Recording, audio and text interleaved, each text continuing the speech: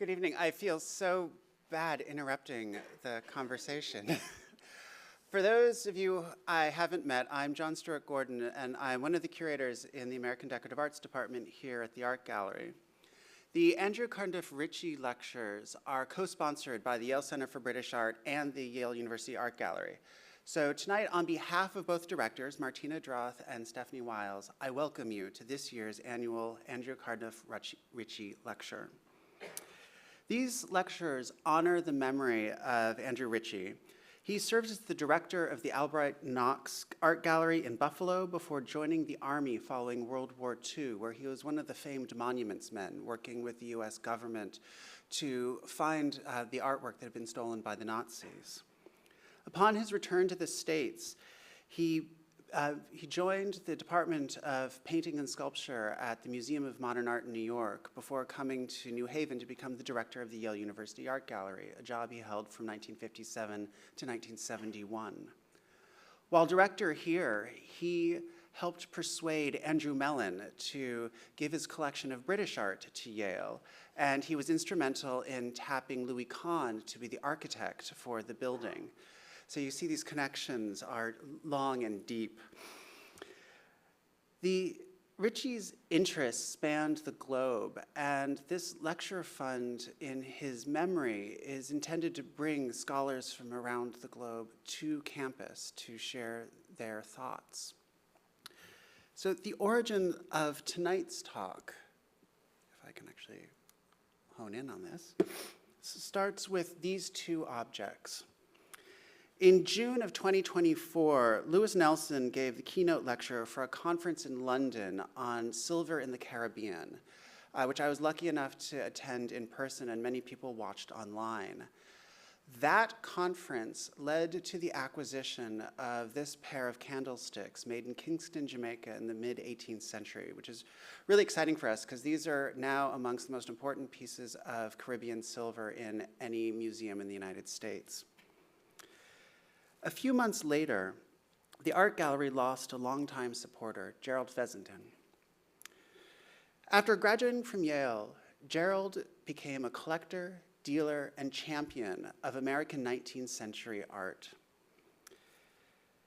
And he helped found the Friends of American Art at Yale, and he remained involved with the group until his passing. He supported the museum's curators, our exhibitions, and acquisitions, including giving Martin Johnson Heade's remarkable painting, Two Hummingbirds and Their Young, inspired by Heade's travels through Brazil. Thinking about our recent acquisitions and about how to honor our dear friend led us to think about the Caribbean, to think about Martin Johnson Heade, and then to think about Lewis Nelson. Nelson is professor of architectural history and the vice provost for academic research at the University of Virginia. He's a specialist in the built environments of the early modern Atlantic world and has published extensively on the topic, including Architecture and Empire in Jamaica from 2016, published by Yale Press. He is a passionate teacher, and actually I spent 2 weeks with one of his students early this spring, and I heard the whole lowdown on what kind of teacher and advisor he is, so you can ask me later.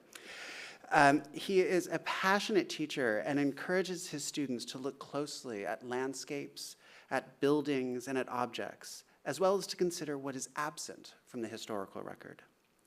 He practices what he preaches and was instrumental to the creation of the Memorial to the Enslaved Laborers at UVA. He also produced the book, Educated in Tyranny, Slavery at Thomas Jefferson's University, which he co-edited with Mari McGinnis. Tonight, he takes us on a journey that spans the American Northeast, the Caribbean, and London, and invites us to consider Jamaica's role in the making of empire. Professor Nelson.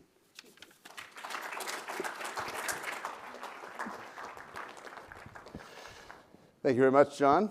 Let me begin by thanking Yale University Art Gallery, and especially my friend John Gordon, for the honor of delivering the annual Andrew Cardiff Ritchie Lecture. This is a great honor. I've enjoyed so much the opportunity to think again about Jamaica through the lens of this extraordinary Martin Johnson Heade painting, Tropical Uplands. Although I am an early modern architectural historian, I occasionally remind folks that my PhD training is actually as an art historian.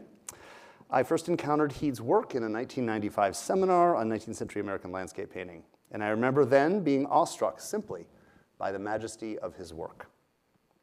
This invitation has given me the space to intermix my more recent expertise with that decades-old enthusiasm, and this has been a ton of fun, so thank you. Let's begin with a close look at the painting.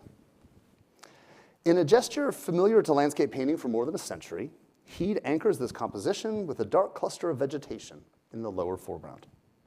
The dense tangle of tropical vines, however, is unable to contain the vitality of the fast-growing West Indian tree fern, rising triumphantly through the murky morass.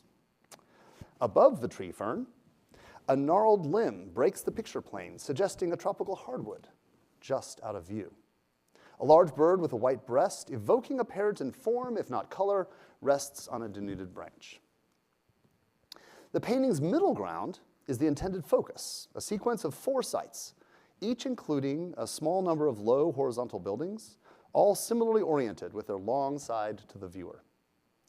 And here the viewer experiences a jarring disjuncture between the painting's title and a cleared landscape, one largely devoid of the dense hardwoods and vines implied by the word tropical in Tropical Uplands.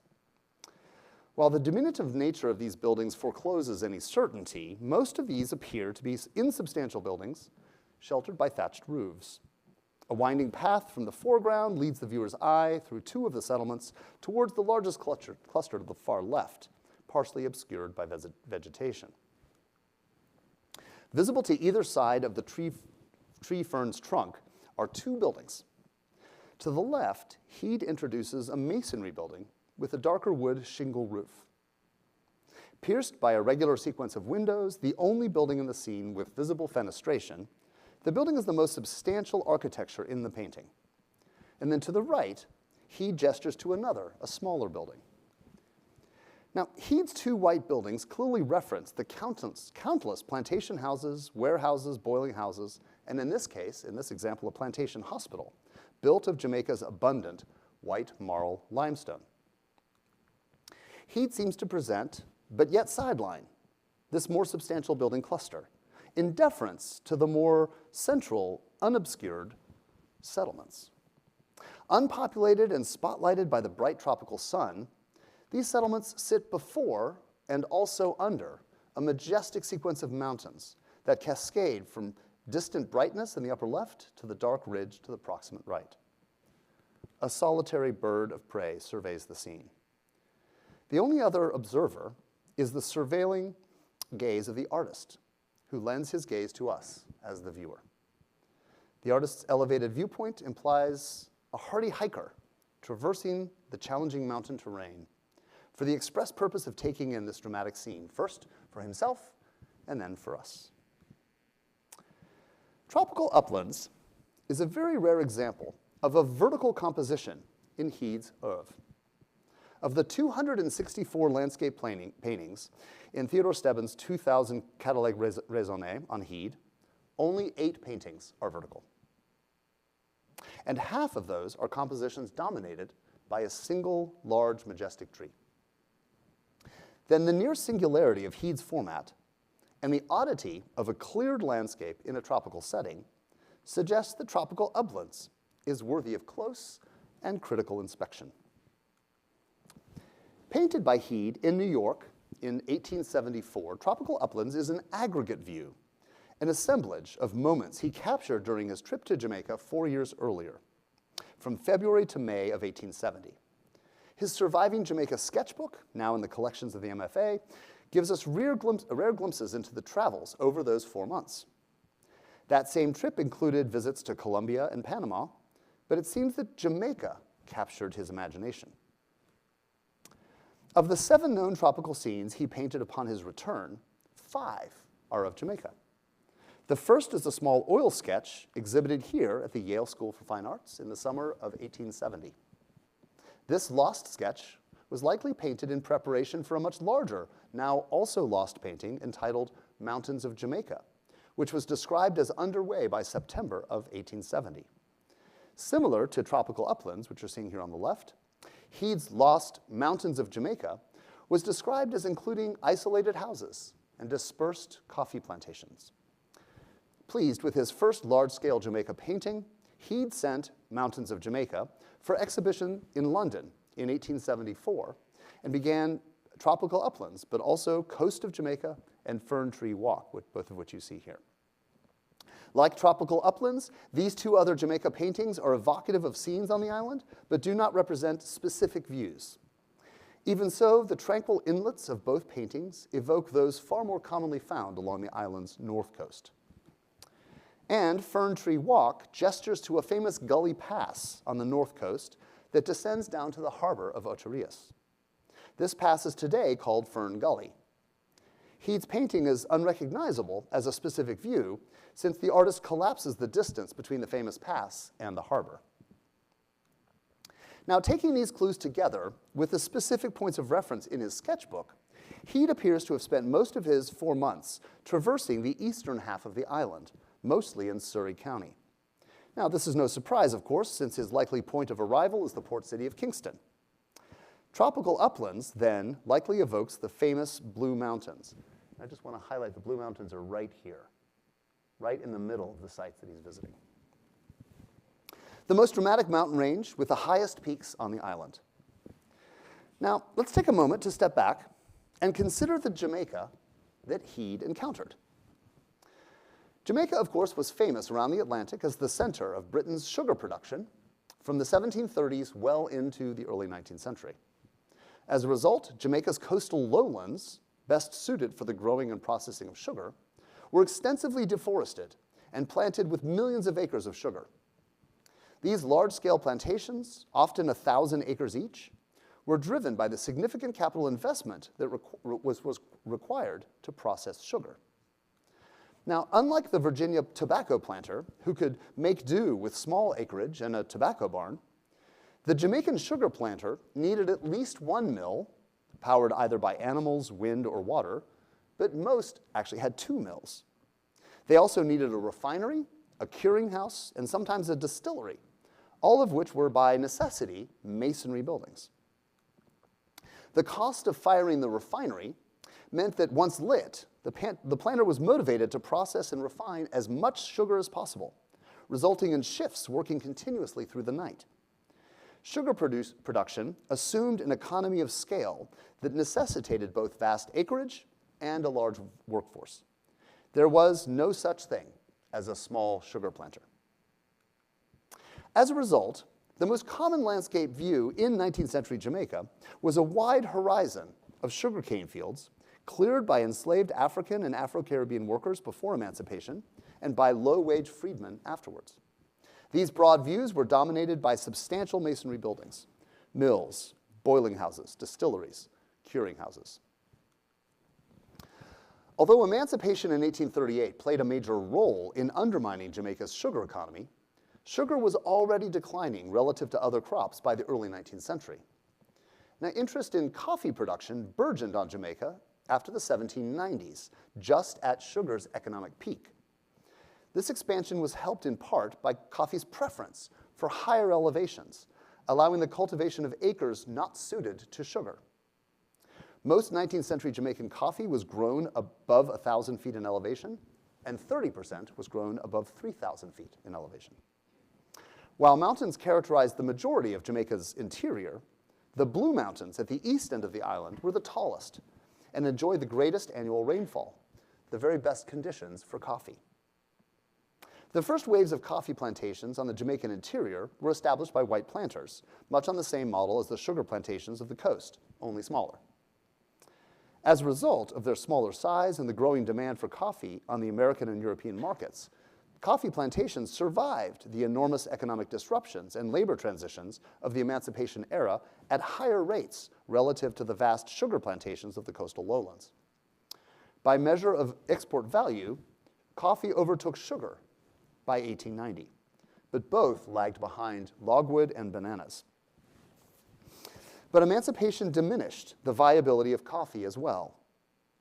The gradual demise of white-owned coffee plantations by the third quarter of the 19th century, by the very time of Heade's visit, was exacerbated by decades of soil erosion resulting from the deforestation necessary to prepare steep slopes for rows of coffee bushes. The failure and abandonment of large-scale coffee production resulted in the subdivision of mountain tracts into much smaller parcels, often sold to or simply claimed by the formerly enslaved and their descendants.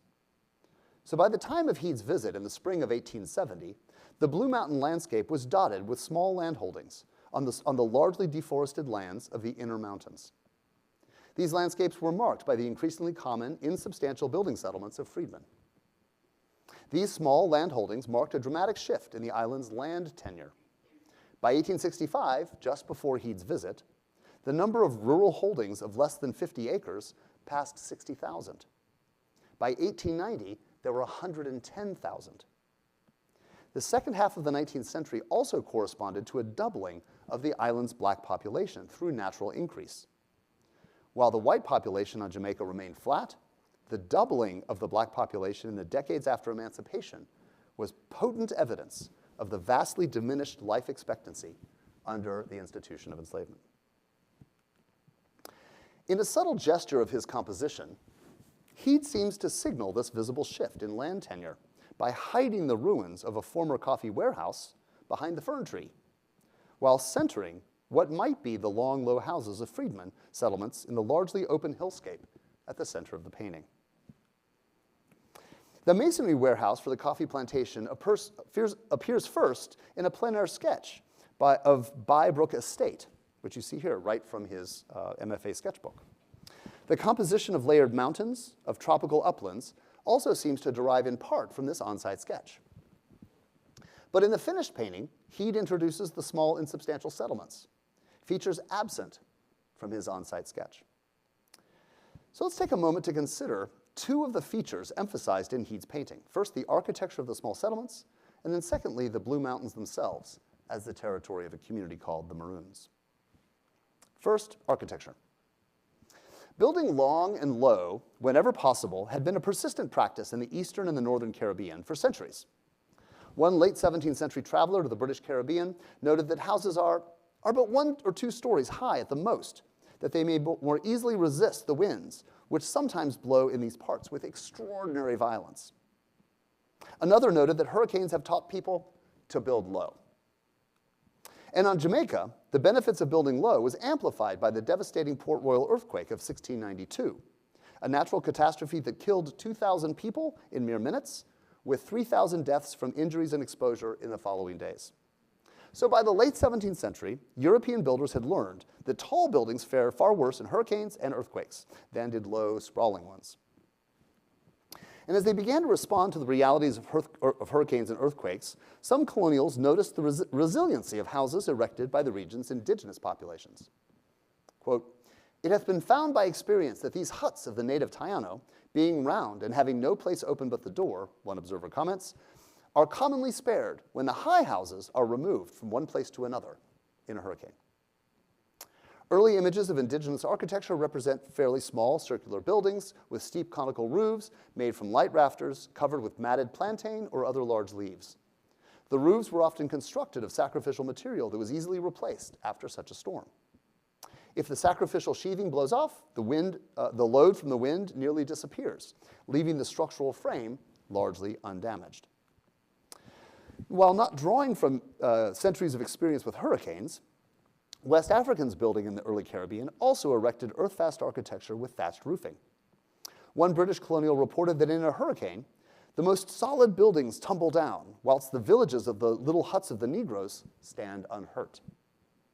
And yet another noted that during hurricanes, white Jamaicans would often retire to the huts of the Negroes, which are built exceedingly low and elude the shocks of the tempest.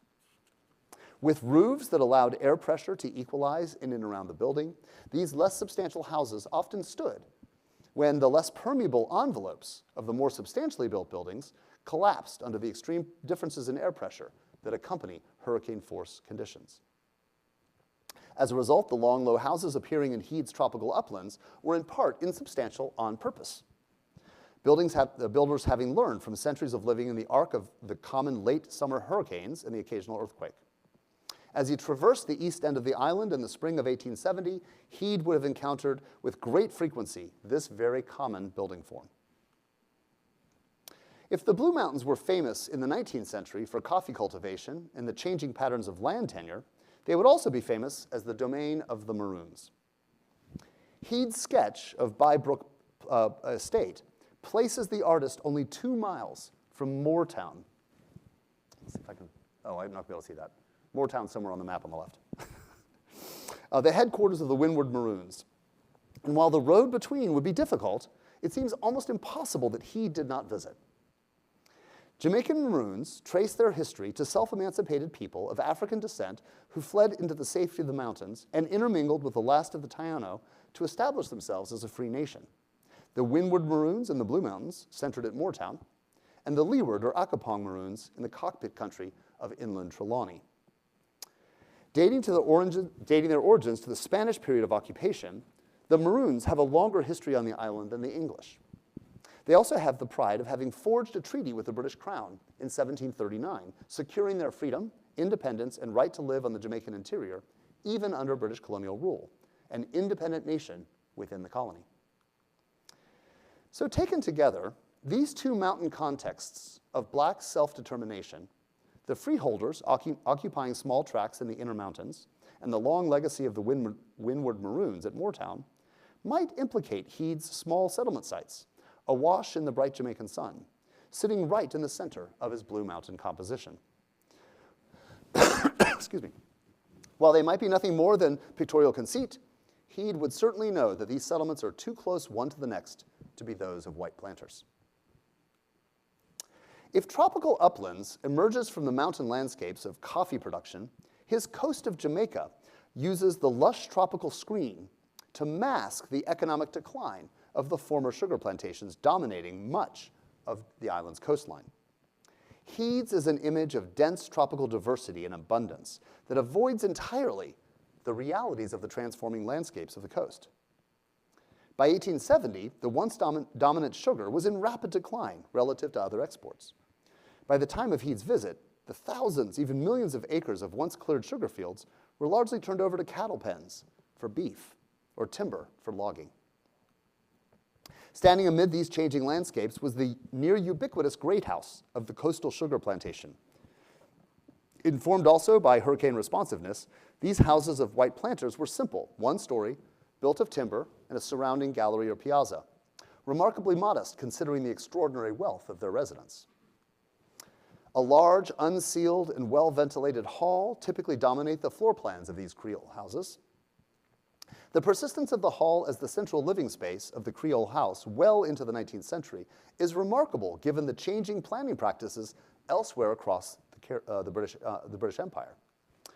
As the 18th century unfolded, aspiring elites began to replace direct access to the open hall of a small house with a much smaller entry chamber or central passage. What I mean to say is this floor plan on the left is far more representative of the kinds of houses that sort of middling elites are building all across the British Empire by the middle of the 18th century.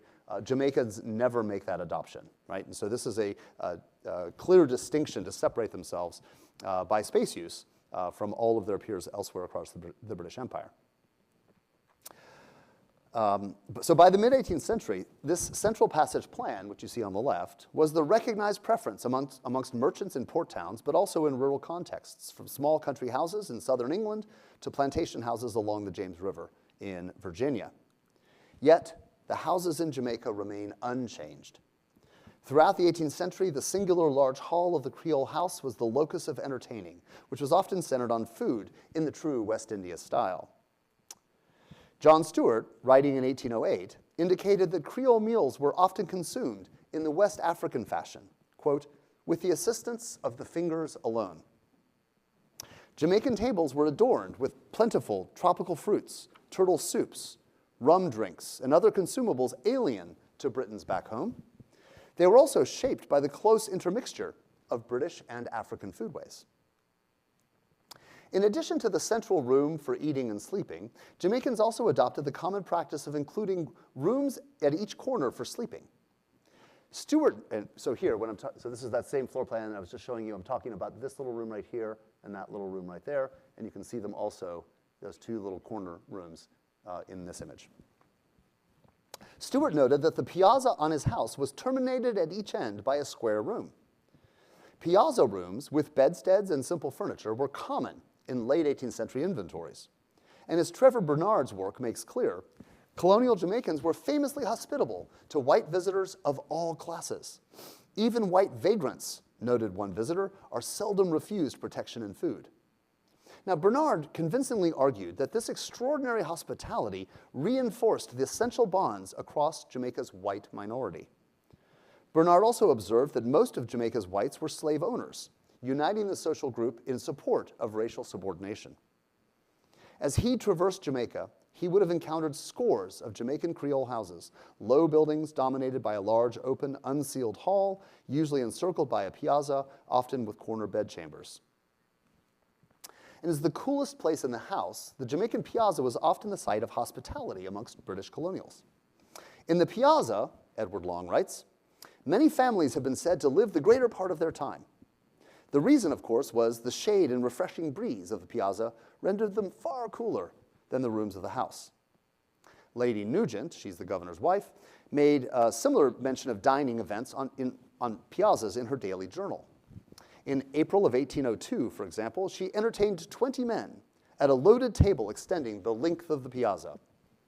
Similarly, early 19th century Jamaican inventories list piazzas with ranges of dining implements, including mahogany breakfast tables, sideboard trays, sideboard trays, full sideboards, and various implements for both dining and tea. Taken together, this presented an astonishing collision of material conditions. Newly arrived visitors were astonished by the contrast between the simplicity of the architecture and the richness of the table. And here I'll invite you to remember those candlesticks. I'll read that again. Newly arrived visitors were astonished by the contrast between the simplicity of the architecture and the richness of the table. Quote, there are some peculiarities in the habits of life of the white inhabitants which cannot fail to catch the eye of the European newly arrived.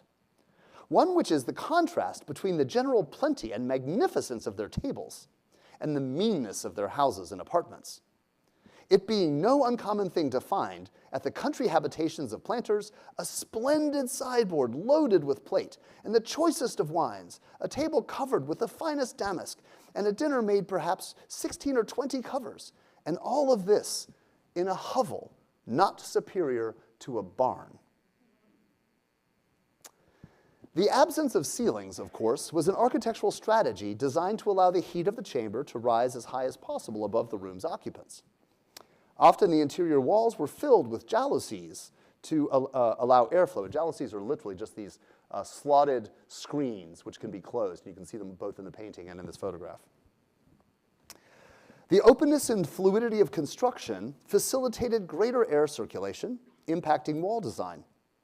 One young male Jamaican traveler reported that on his arrival in a town, an innkeeper scolded some young damsels for peeping in at me through the jalousies which communicated with the bedchambers on each side of my hall. For most English visitors, however, this openness was deeply unsettling, lacking civility. On arriving at his family's plantations, newly arriving at his family's plantations in Jamaica, Matthew Lewis reported on the shocking, sorry, I love this quote, I'm just getting to. This is great. Matthew Lewis reported on the shocking nature of everyday life on the island, writing, the greatest drawback of one's comfort in Jamaica existence seems to me to be the being obliged to live perpetually in public. Certainly if a man was desirous of leading a life of vice here, which certainly no Jamaican man ever did, he must have set himself totally above shame. For he may depend upon everything done by him being seen and known. The houses are absolutely transparent. The walls are nothing but windows, and all the doors stand wide open. No servants are in waiting to announce arrivals.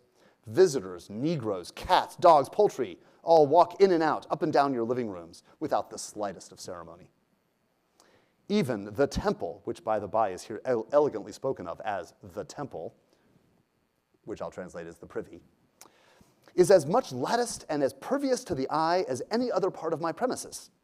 And many a time has my delicacy been put to the blush by the ill-timed civility of some old woman or other who, wandering that way, and happened to cast her eye to the left or the right, has stopped her course to curtsy very gravely and pay me the passing compliment, "Ah, bless you, massa." The desire for effective air circulation in the Jamaica house bolstered good health and comfort given the climate, but also resulted in social and racial openness that left inhabitants under intense scrutiny and critique from within their own communities. One particular social activity came to characterize the Jamaica house, and especially the piazza, the act of creolizing. In the 1770s, Edward Long offered the first written description of this activity, although he does not actually use the term. Nor can there be a more agreeable indulgence than to sit in an elbow chair with his feet resting upon one of the piazza columns, and in this manner he converses, smokes his pipe, quaffs his tea, and all in the luxury of indolence. The earliest representation of this act of creolizing is a 1770s watercolor by George Robertson, which you see on the right, of what is likely an overseer's house. While one man leans against the piazza post, the other creolizes in a low wooden chair, his feet elevated on the piazza post in the manner suggested by Long's description. And an anonymous author, writing in 1790, described the same for his British audience. The manner in which the gentlemen seat themselves would strike you as first view ludicrous. They draw their chairs to the railing of the piazza, and fixing themselves nearly upon the end of their backbones, they elevate their feet high into the air upon the highest rail above their heads. The term creolizing had come into popular usage enough to appear in satirical prints of Johnny Newcomb, published in 1800. And creolizing was not gender exclusive. Lady Nugent, herself, mentions upon one occasion that she spends the morning, as she does most mornings, reading, writing, and creolizing. An early 19th century writer noted how his host addressed him after cocking up his legs on the table in the Creole fashion.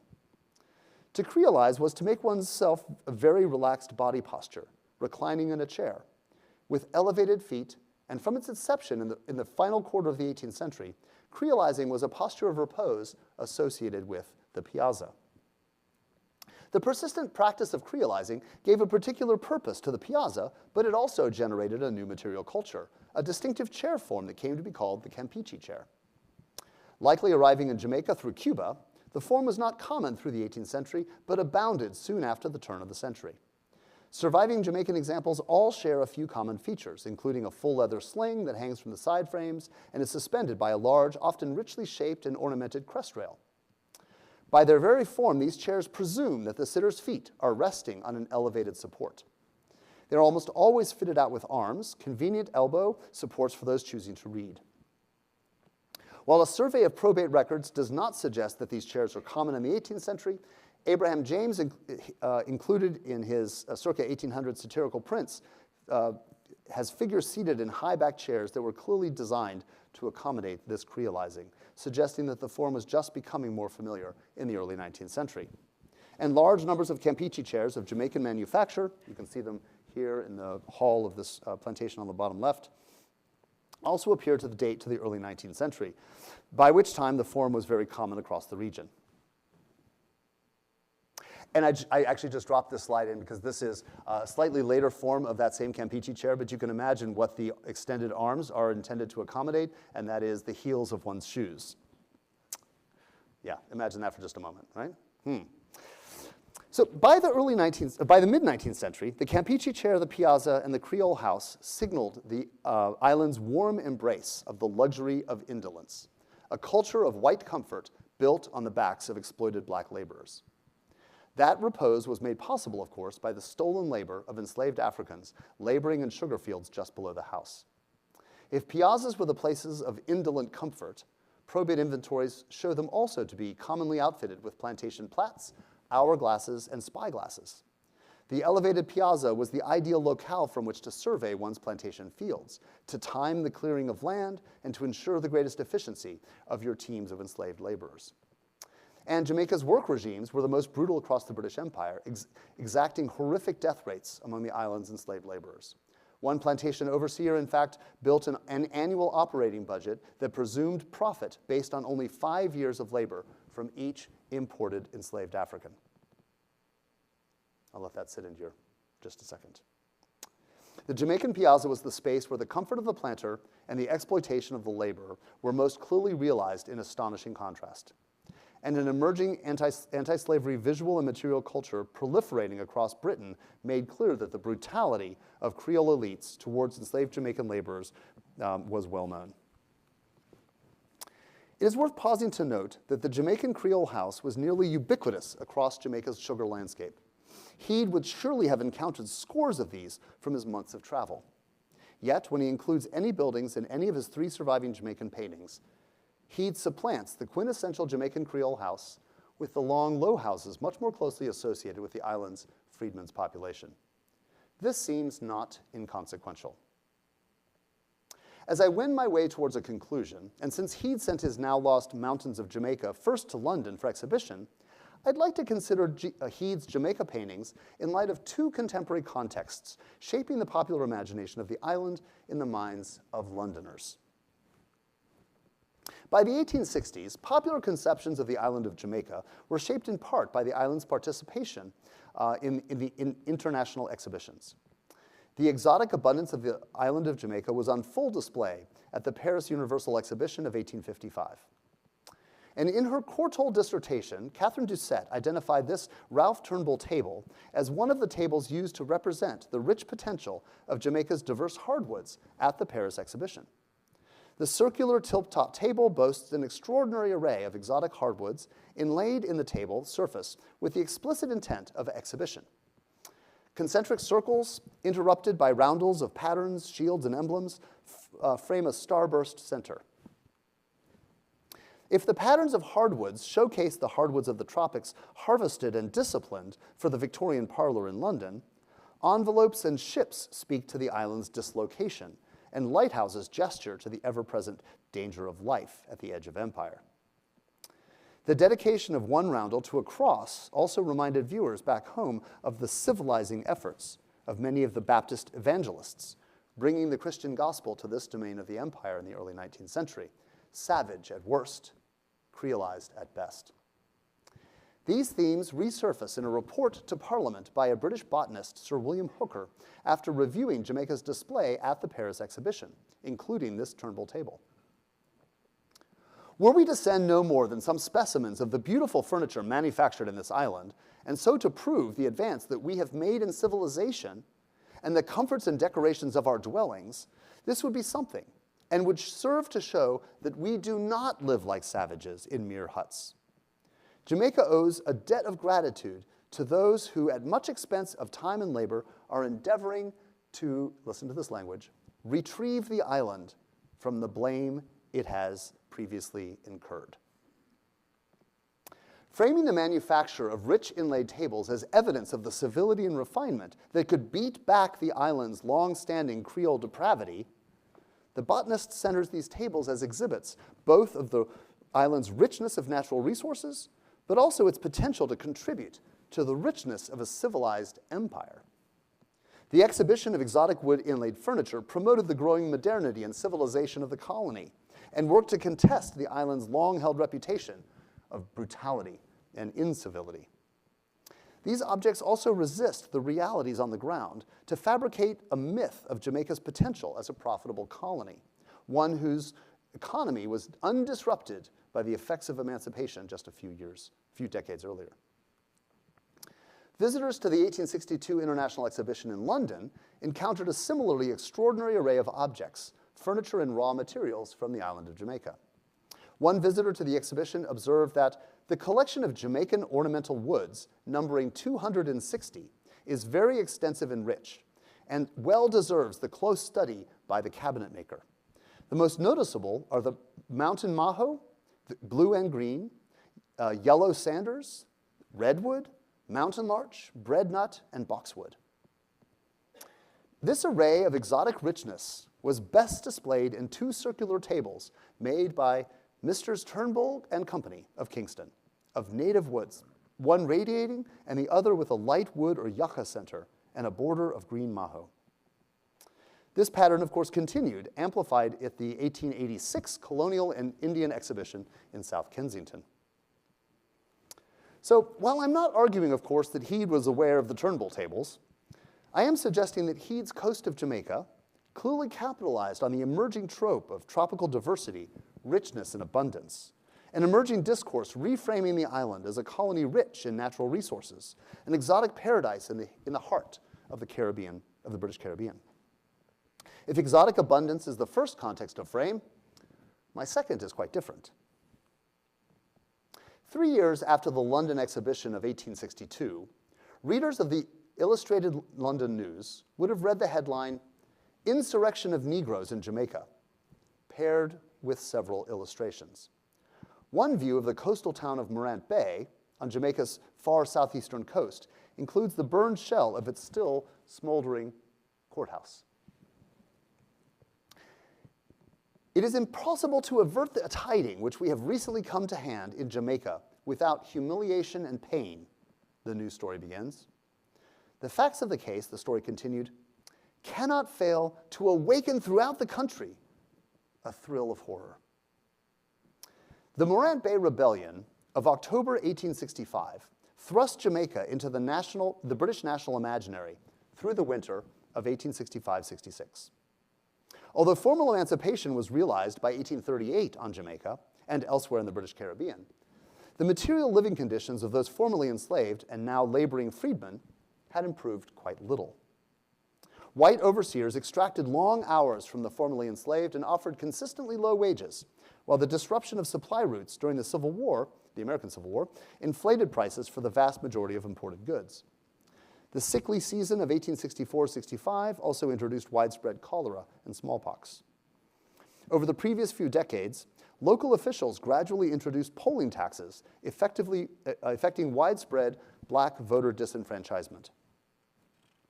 So in early 1865, hundreds of freedmen banded together to request support from Governor Edward John Eyre, and then passing on to Queen Victoria.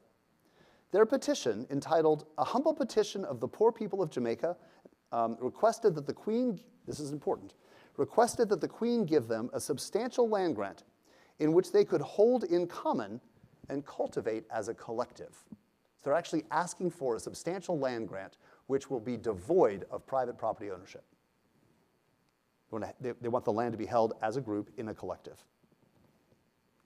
Now, these ideas, political historian Benjamin Leinard has recently argued, were grounded in the writings of Jamaican Robert Wedderburn. Born into slavery in 1762, Wedderburn was freed and sent to London at the age of 16. By his early 50s, Wedderburn was an increasingly famous orator, fusing anti-slavery with land reform.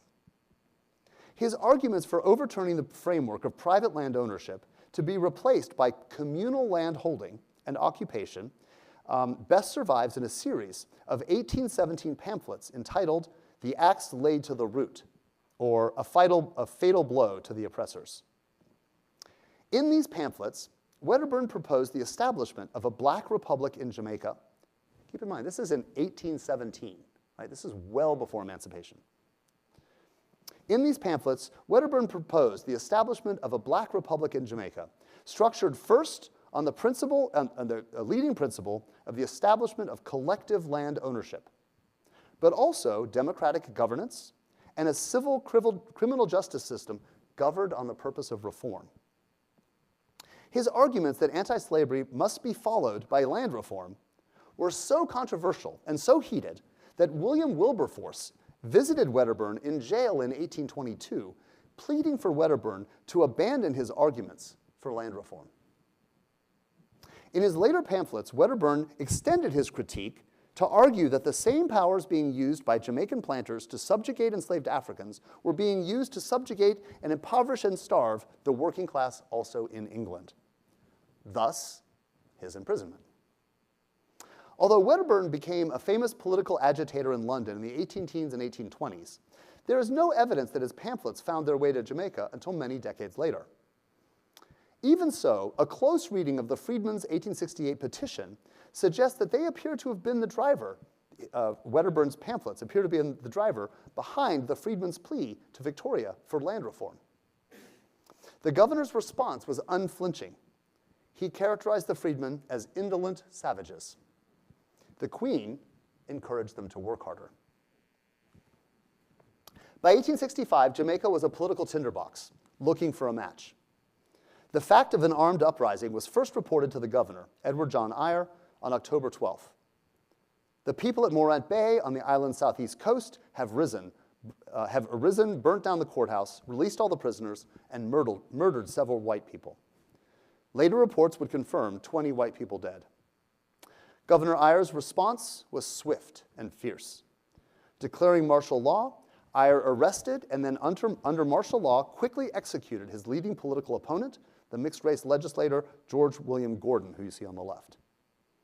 He also dispatched a battalion of troops from Newcastle to march to Morant Bay to suppress the rebellion, and he forged an agreement with the Windward Maroons to join his efforts and approach from the other direction.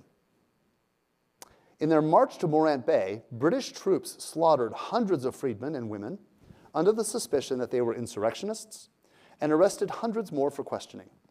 Troops burned hundreds of houses as they made their way to the coast. And the governor ordered the mass execution by hanging of scores of freedmen in front of the burned-out courthouse. Embodied in the person of Governor Eyre, the British response to the proposal of land reform was swift. As reports of these events filtered back to the metropole, political and cultural elites in London began to take sides. The Jamaica Committee, including the likes of Charles Darwin, Herbert Spencer, and Thomas Huxley, defended the leaders of the freedmen and accused the governor of mass murder.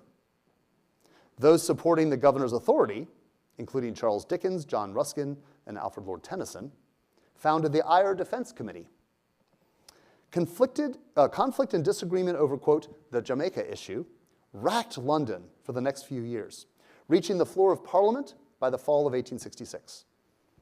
By 1868, Eyre was brought to trial in London.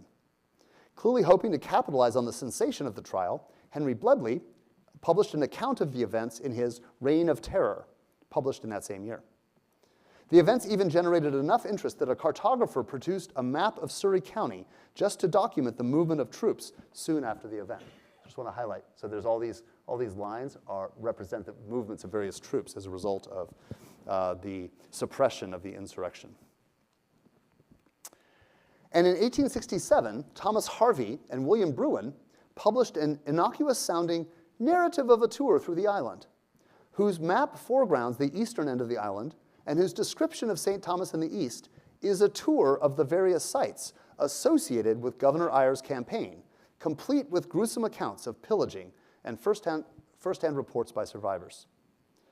Although Eyre was not convicted, he was relieved of his duties as governor in 1870. Martin Johnson Heade cannot have avoided news of the Morant Bay Rebellion. In fact, archival records indicate that he was in London in the summer of 1865 to attend the exhibition of the Royal Academy. If he lingered on in the city into the winter, Heade surely would have seen the London Illustrated London News in November of that year. Or if he was back in the United States, he might well have encountered coverage in Harper's Weekly. Although Heade never mentions the rebellion in any surviving records, it is curious to note that two of the sites he notes in his Jamaica sketchbook are particular to the events of the rebellion. Furthermore, Heade is in Jamaica in the very months that Eyre is on trial in London. While we do not have evidence that Heade visited Morant Bay, and I sure wish I did, but I do not. While I do not have evidence that Heade visited Morant Bay, he does record being at Newcastle, from which Eyre dispatched all the troops, and his sketch of Bybrook Estate records that he was less than 2 miles from Moortown, the center of the Windward Maroons, enlisted by Eyre to join his cause. All these factors, then, offers a curious context for Heade's distinctive vertical composition, Tropical Uplands. While in London through 1865 and into early 1866, Heade must have learned of the gruesome accounts of the Morant Bay Rebellion. Having traveled through the Blue Mountains for many months, Heade certainly would have intuited the shifting land tenure from white owners of larger coffee plantations to the much smaller parcels now occupied by freedmen. Had he conversed with freedmen, he might have even learned of the radical land reform arguments of Jamaican political radical Robert Wedderburn. The independence and self-sufficiency of black life high in the mountains paled in comparison to the profound disenfranchisement experienced by the majority of Jamaicans freedmen along the coast. Heade would certainly have read about the hundreds of freeholders' houses burned as Eyre's troops marched from Newcastle to Morant Bay, killing hundreds in their path. He also would have known that the Windward Maroons, centered at Moortown, played a critical role in these events as he sketched of the Blue Mountains and the coffee warehouse at Bybrook Estate. One even wonders if Heade carried with him a copy of the Harvey and Bravy's Narrative of a Tour. In his critical analysis of Heade's life and work, Theodore Stebbins finds some evidence that Heade held anti-slavery inclinations. The artist commented negatively on his experience of slavery during trips through Brazil, and he offered clear support for Sherman's march across the South in 1865. He also expressed dismay at the general support for the Southern cause among the British populace. Now, if this reading is correct, Heade's distinctive tropical uplands might well be shaped by the recent events of the Morant Bay Rebellion, the radical land tenure ideals that required such violent submission, all echoes of the struggle for self-sufficiency by Jamaica's freedmen. Martin Johnson Heade's 3 surviving Jamaica pictures of 1874 have a lot going on. Fern Tree Walk evokes a very famous Gully's Walk on the island's north coast. Together with Coast of Jamaica, Fern Tree Walk gestures to tropical abundance, a new thematic trope seeking to overwhelm the image of violence, indolence, and incivility of the island's historic white Creole elite. Picturing the island as abundant in exotic natural resources, these tap into the emerging framework of the island as a rich source for the exotic resources necessary to realize the luxuries of the Victorian parlor, empire brought home. By shifting the focus from the landscapes of sugar plantations to the exotica of the tropical context, Heade signaled the extractive and civilizing power of empire. Heade's tropical uplands, by contrast, more accurately represent the landscape as he experienced it.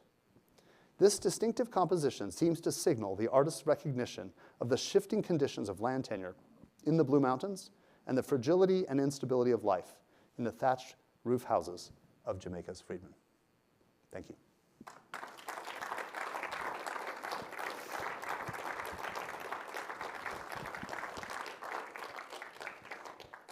And I think I have the opportunity to take some questions, if we have any. We're going to wait for the microphone as they're coming around, but yes, absolutely, Lily. Oh, back here. Okay, yeah, here for Lily.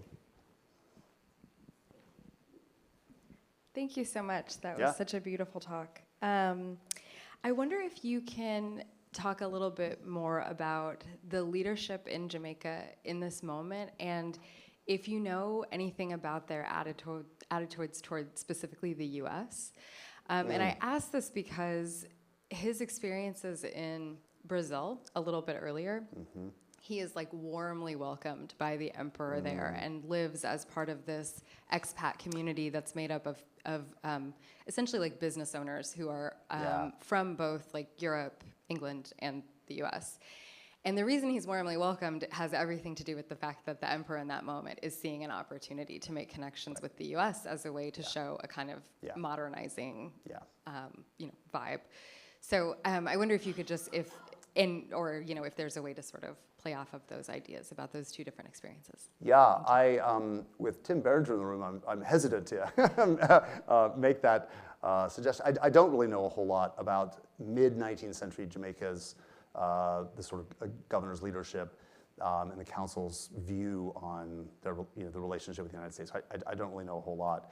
It's also not clear that there's much evidence that he is broadly received by the white leadership, right, of the island. And so, unlike the Brazil experience, which I was reading about as well, he seems to have had a very different experience in Jamaica, not really being received as a public official. But I'd be happy for Tim to add to that if there's something else you'd like to say. I don't think I can add much to that, although I think the Civil War did cause tremendous economic problems in Jamaica for sure. Yeah. the question I was going to ask, and I'm on Frederick Church Row here with Okay. Jenny Raab, so, Yep. is to think about Heade's response to Church's picture, St. Thomas Vale, which is a picture of ruinate, which is the word that so many planters use to describe the condition of their plantation in the decades after emancipation. Yeah. And what's so striking about this image is that it's not ruinate. No. And it seems to suggest a kind of continuity from the cultivation regime of slavery to one of a kind of post-slavery black smallholding. Yeah.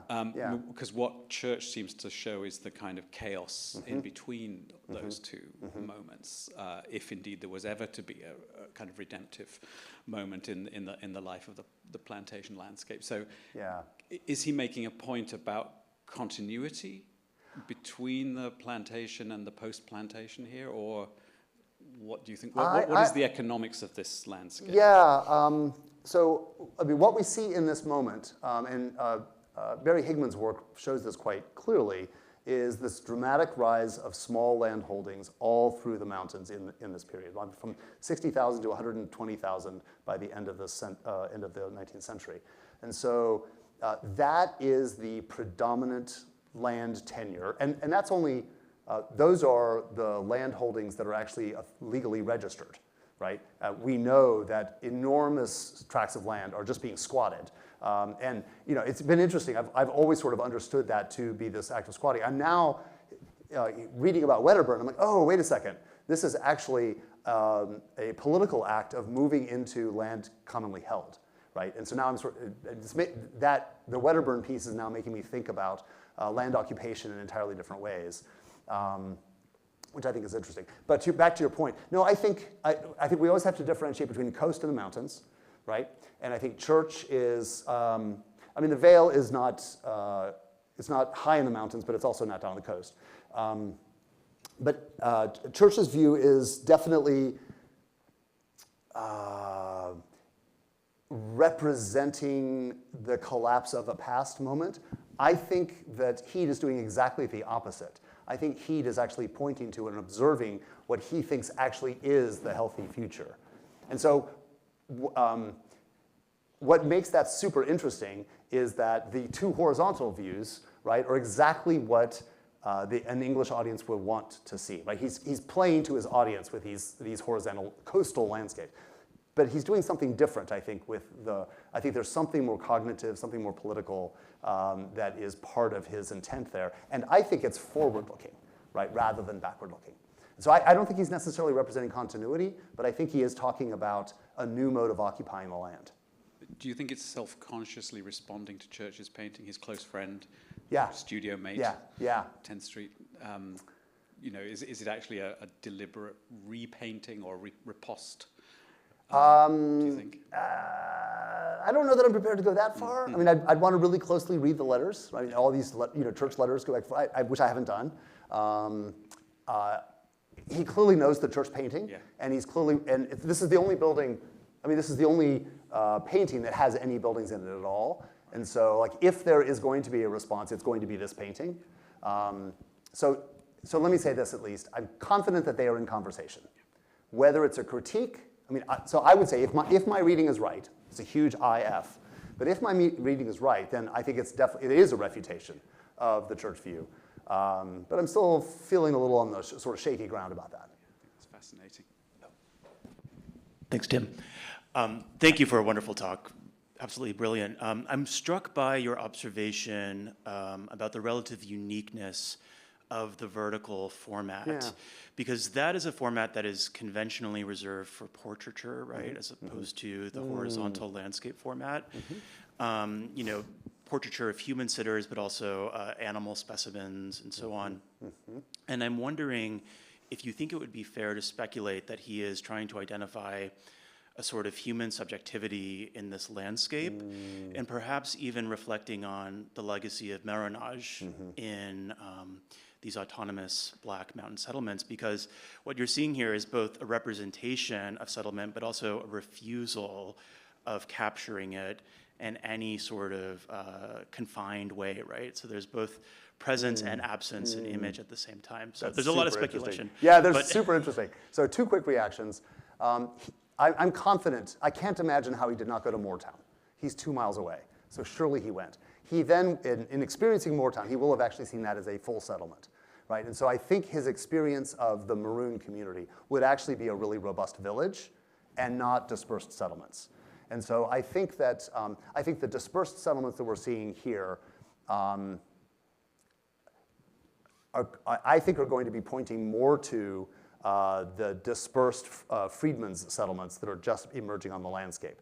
But it's not at all an accident that it's immediately adjacent to to the Maroon community, which has long occupied communal holding of the land, even before English occupation of the island, right? So I think there's definitely a reference there, but I think he would have actually shown something more collective if he's thinking specifically about the Maroons. So I'm prepared to say I think he's not referencing the Maroons.